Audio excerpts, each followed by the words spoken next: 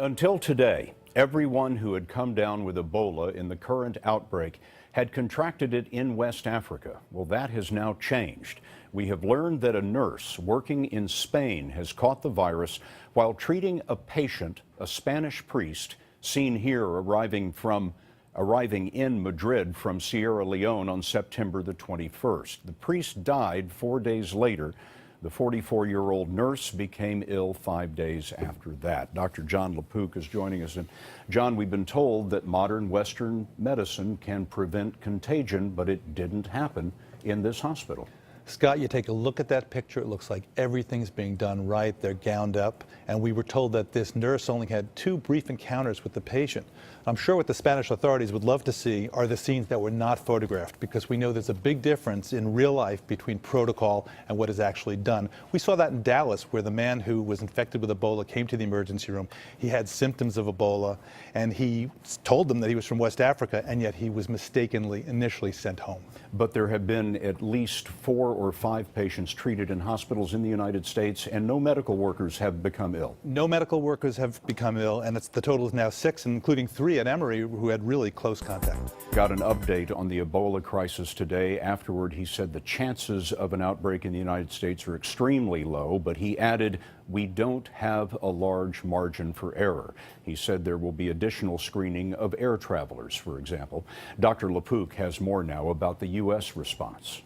All right, good afternoon, everybody. I just had an opportunity to get a full briefing from my entire team across administrations, across agencies, on the aggressive steps that we are taking to fight the Ebola epidemic, to stop the epidemic at its source in West Africa, but also to make sure that we're doing everything we need to do to prevent an outbreak here in the United States. As I've said from the start of this outbreak, I consider this a top national security priority. This is not just a matter of charity, although obviously the humanitarian toll in the countries that are affected in West Africa are extraordinarily significant. This is an issue about our safety. It is also an issue with respect to the political stability and economic stability of this region. And so it is very important for us to make sure that we are treating this the same way that we would treat any other significant national security threat. And that's why we've got an all-hands-on-deck approach, from DOD to public health to our development assistants, our science teams. Everybody is putting in time and effort to make sure that we are addressing this as aggressively as possible. I know that the American people are concerned about the possibility of Ebola outbreak, and Ebola is a very serious disease. And the ability of people who are infected to carry that across borders is something that we have to take extremely seriously. At the same time, it is important for Americans to know the facts, and that is that because of the measures that we've put in place, as well as our world-class health system, and the nature of the Ebola virus itself, which is difficult to transmit, the chances of an Ebola outbreak in the United States is extremely low. Procedures are now in place to rapidly evaluate anybody who might be showing symptoms. We saw that with the response of the airplane in Newark, and how several hospitals across the United States have been testing for possible cases. In recent months, we've had thousands of travelers arriving here from West Africa, and so far only 1 case of Ebola has been diagnosed in the United States, and that's the patient in Dallas. Our prayers are obviously with him and his family. We have learned some lessons, though, in terms of what happened in Dallas.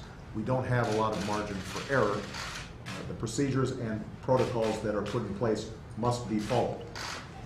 One of the things that we discussed today was how we can make sure that we're spreading the word across hospitals, clinics, any place where a patient might first come in contact with a medical worker, to make sure that they know what to look out for, and they're putting in place the protocols and following those protocols strictly. And so we're going to be reaching out not only to governors and mayors and public health officials in states all across the country, but we want to continue to figure out how we can get the word out everywhere so that everybody understands exactly what is needed to be done. Meanwhile, at the federal level, we're constantly reviewing and evaluating the measures that we already had in place to see if there are additional improvements. We continue to look at any additional steps that can be taken to make sure that the American people are safe, which is our highest priority. And finally, we had a discussion about what we're doing on site in West Africa. There's been already extraordinary work done by the Department of Defense in conjunction with the CDC in standing up isolation units and hospital beds. We are making progress. The environment is difficult because the public health system there has very few resources and is already extraordinarily fragile. And I'll be very honest with you, although we have seen great interest on the part of the international community, we have not seen other countries step up as aggressively as they need to. And I said at the United Nations, and I will repeat, that this is an area where everybody has to chip in and everybody has to move quickly in order for us to get this under control. Countries that think that they can sit on the sidelines and just let the United States do it, that will result in a less effective response, a less speedy response, and that means that people die. And it also means that the potential spread of the disease beyond these areas in West Africa becomes more imminent. So I'm going to be putting a lot of pressure on my fellow heads of state and government around the world to make sure that they are doing everything that they can to join us in this effort. We've got some small countries that are punching above their weight on this, but we've got some large countries that aren't doing enough. And we want to make sure that they understand that this is not a disease that's going to discriminate. And this is something that all of us have to be involved in. So the bottom line is that we're doing everything that we can to make sure, number one, that the American people are safe. I'm confident that we're going to be able to do that. But we're also going to need to make sure that we stop this epidemic at its source. And we're profoundly grateful to all our personnel, our medical personnel, our development personnel, our military personnel who are serving in this effort. It's because of their professionalism, their dedication, their skill, that we are going to be able to get this under control. But this is a faraway place with roads that in many cases are impassable, areas that don't have even one hospital. We're having to stand up essentially a public health infrastructure in many of these areas that haven't had it before. And that requires enormous amount of effort. I'm very grateful for the people who are on the front lines making this work. It's a reminder once again of American leadership. But even with all the dedicated effort that our American personnel are putting in, they're going to be, they need to be joined by professionals from other countries who are putting up similar effort and similar resources. And so I hope you're going to be paying attention over the next several weeks so we can get on top of this. All right? Thank you very much. What do you say to Americans who are still nervous in spite of your guidance? Well, I just explained to them that the nature of this disease, the good news is that it's not an airborne disease.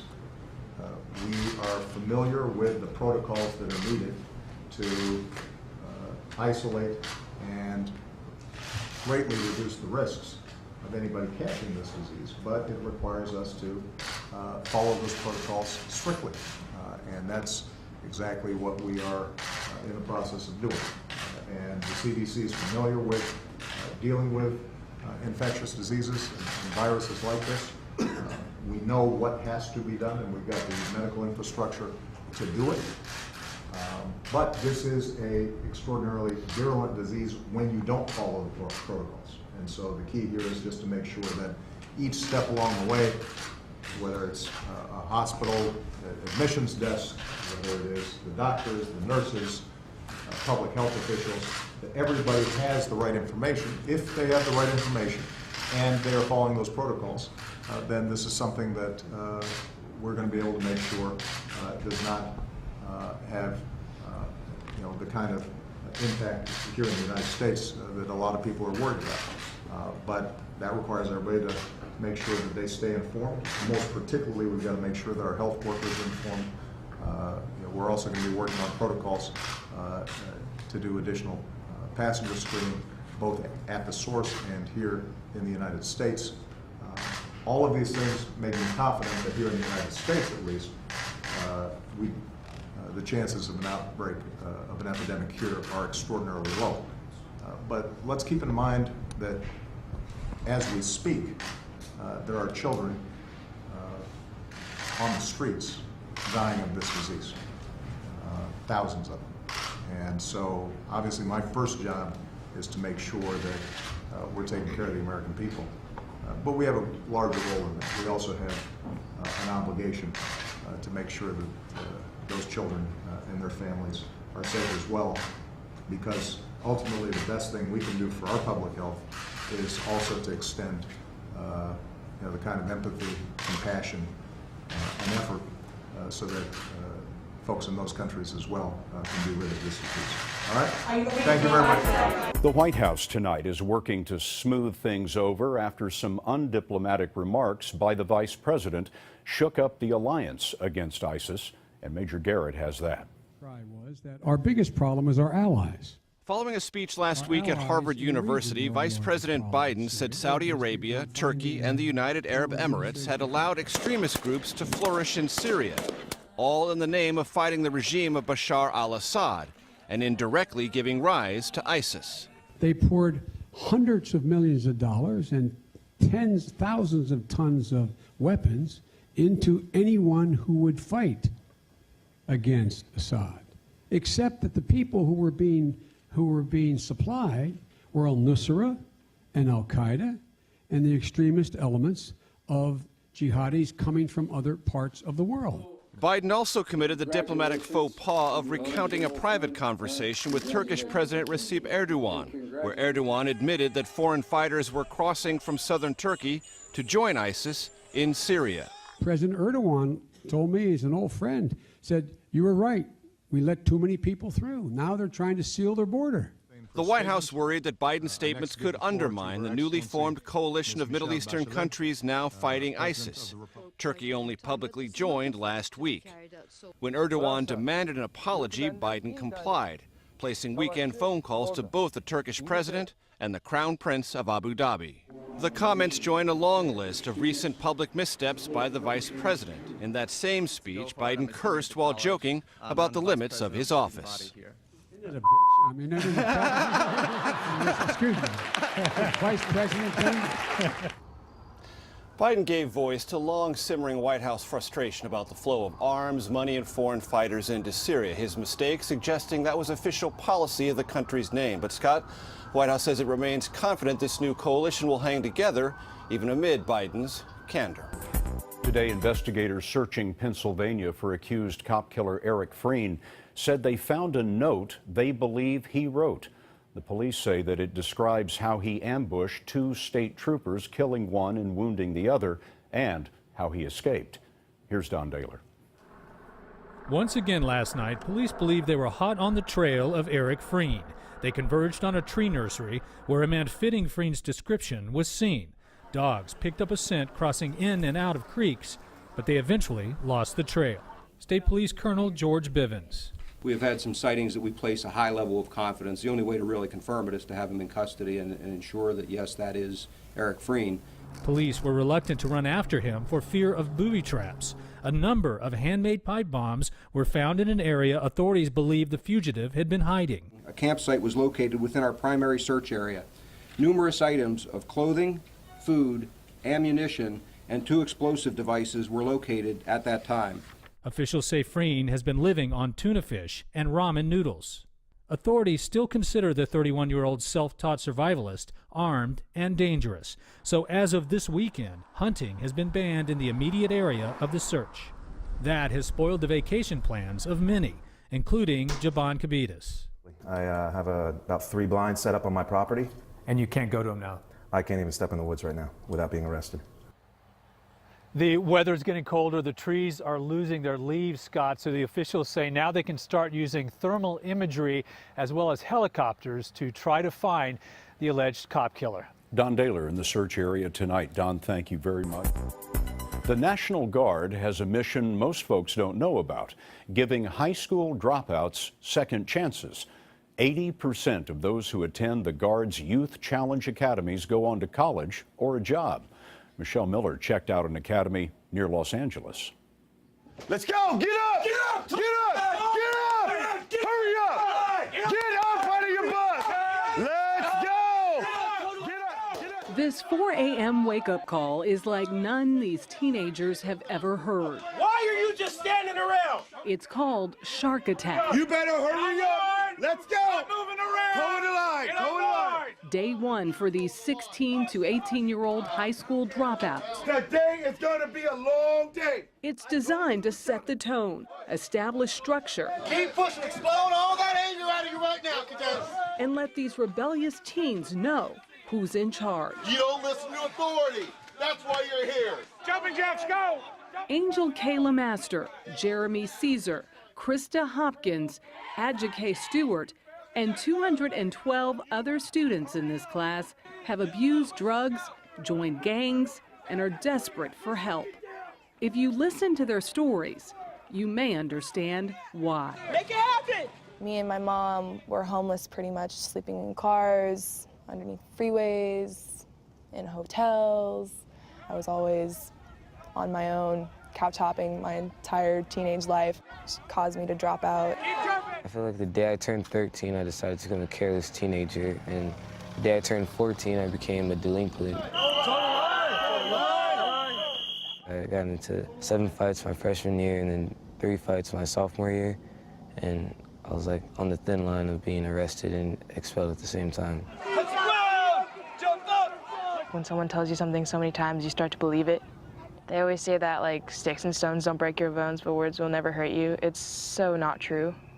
Words hurt more than anything, especially by someone you love. I want to make my dad proud. He hasn't been in my life. It sounds backwards, but I want to make him proud of the young lady he never took the time to learn. All right, this is your paper, so you need to be responsible for it. Mom doesn't hold it anymore, okay? Their last chance at a second chance began in July, dropped off by parents or guardians, sometimes a friend or neighbor. Each of them has volunteered to be here. Saying goodbye wasn't easy for 16-year-old Francisco Lazo's mother, Cynthia. Oh, it breaks my heart, but it's for the best. I'm sure he'll come out a different person. I mean, he's a great kid. He just needs help. It was really tough. It's hard to say goodbye. I didn't really see it as a sad goodbye. I saw it more as a good goodbye. Like, there were tears of joy. Next candidate, what's your last name? They are split up into platoons, 2 male, 2 female. All you got to do is what? Breathe, Sergeant, breathe! That's it. All you got to do is breathe. We are going to think for you. For the next 5.5 months, they will be told when to eat, sleep, and go to school. No access to social media, television, or contact with the outside world. We will make you faster. Let's go. Pick those knees up. We will make you stronger. You have not reached your limit yet. Keep on pushing. Keep on pushing, cadet. Get up. Get up. We will make you healthier and wiser than you have ever been in your lives. If you're going to do something, Johnny, you're going to do it. The right way or the wrong way? The right way, Sergeant. There you go. We will help you earn the credits you need to succeed and graduate from high school. Most importantly, we will give you the skills necessary to go out there and get a job so that you can take care of yourselves. Yes, Sergeant! This is hardcore. If I could do this, then I can leave here and I can get what I need to get done. That's going to be the most amazing feeling, knowing that I can actually do this. Even though Sunburst is one of the most successful youth challenge academies in the country, it's estimated that 15 of these kids who started won't make it. And there are some big tests ahead. We'll be reporting on which students tough it out and, Scott, which ones make it to graduation in mid-December. Amazing kids, Michelle. Thank you very much.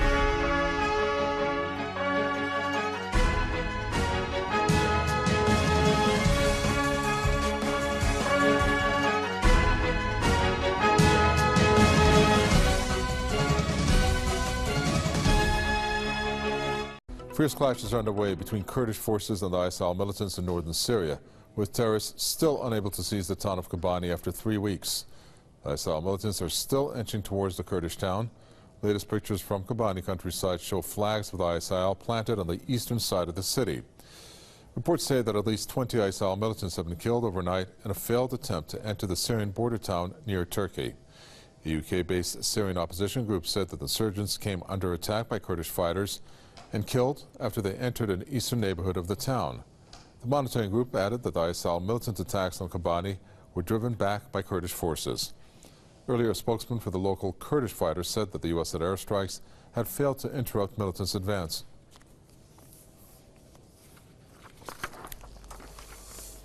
James Matras, former U.S. Senate foreign policy analyst, joins us from Washington to tell us what he thinks about what's going on. James Matras, this is interesting. I'm going to come at you with 3 different parts of this story, one which we didn't mention. One, many saying that the U.S. airstrikes have failed. 2, why Turkey is acting in the way that it is regarding the ISIL. And then 3, NATO perhaps mulling the fact that they may send forces into this scenario. Can you tie that all together for us and tell us what you think?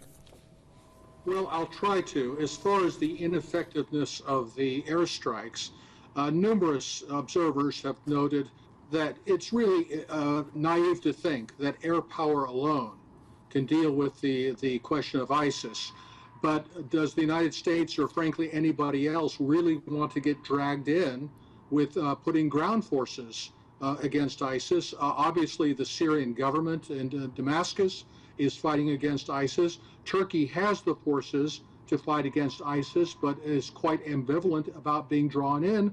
And the facts that you have cited really point again to the duplicitous game that Erdogan in Turkey seems to be playing here about what their agenda is. Is their main enemy ISIS, given that they've really been supporting ISIS all along, or is it really the Kurds in Syria and Iraq, or for that matter, the Damascus government in Syria? Well, I mean, it seems like they're playing by fire, or with fire by some accounts. But we had what Leon Panetta came out today saying that this is going to last for 3 decades. Sounds like an awful lot in terms of a fortune telling here, but tell us, what is the U.S. stance when it comes to the ISIL? Because we have obviously the opposing views and posturing by the U.S., one going against ISIS in Iraq and the other, in a sense, siding with ISIS in Syria, at least what it appears to be. Well, that's right, and that's been the contradiction that has existed all along in the Obama administration's policy. But on the other hand, now that we say we're going to strike against ISIS in Syria as well, I guess ISIS is our enemy in Syria as well as in Iraq, but so is the Damascus government still our enemy. So it's still a policy that's very incoherent and fraught with contradictions and dangers. And if Mr. Panetta thinks that the American people are going to stomach a commitment in this region for the next 30 years, he's got another thought coming. Thank you very much for that. James Matras, former U.S. Senate foreign policy analyst from Washington.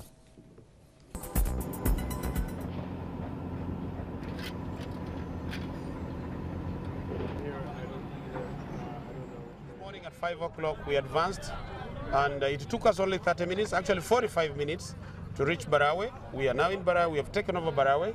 This specific field, the ground here, is the exact ground where Al-Shabaab used to conduct its execution. The execution of those they think we are going against the Sharia law, and it is this ground. And it is this same ground that we have decided to come and bring this population and tell the people of Barawe that Al-Shabaab is gone, is no more, and we are taking charge. The government of Somalia is taking charge. The Somali National Army has taken charge.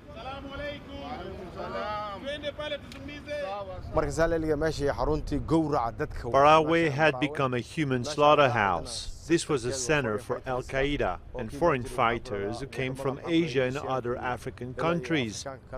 So we are congratulating AMISOM. We are getting a new life today.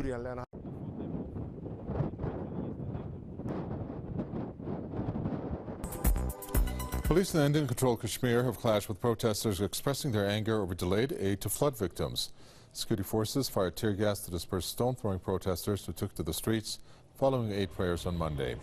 The protesters accused the Indian government of failing to provide adequate relief to tens of thousands of people who are still reeling from the effects of last month's massive floods. The floodwaters have mostly receded, but thousands remain in relief camps amid approaching winter. The lackluster response to the tragedy has caused widespread anti-India sentiment among residents. Our correspondent Shana Butt joins us from Kashmir to tell us more about the Shana Butt. As if it wasn't bad enough for these poor people to have suffered because of the damage from these floods, and then they have to get beat up by police because they came out and protested. Has there been any response from India as to why there was so much delay in getting aid to these people, which many still are in need of? Unfortunately, no, there hasn't been any positive response. Yes, I must say, maybe some civil society groups have tried to gather minuscule aid or relief stuff, but the level on which the damages happened due to the natural disaster early this September, the government of India has failed to actually address the issue of Kashmiri people again, especially at a time when their lives and property and businesses was at stake. Well, if we talk about the sentiment, yes, that is running high. But then when we look at the intensity of this particular incident that happened early this September, the government of India not only, but also the government of Kashmir itself has been reluctant and very, very slow in terms of getting in touch with the people. It has been a month now, and till now, there are still some areas which are inundated, there are still areas which are polluted, there are still areas the government has failed to reach.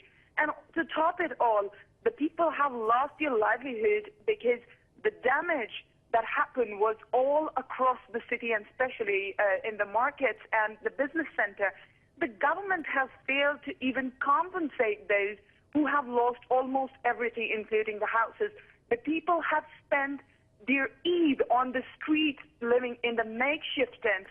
The unfortunate part is that there was no planned protest on the Eid. It was just an ideal prayer that people wanted to appeal international organizations that they should help people of Kashmir in a time when they really need it. But unfortunately, what the government did was they actually tried to stop these people from joining the congregations and joining the prayers. And what they did is they home detained the leader, Yasin Malik, Jammu and Kashmir Liberation Front leader, who was planning to join these people who lost everything in the floods. The unfortunate part is that the government of India has not been responding to anything as of now. The only thing is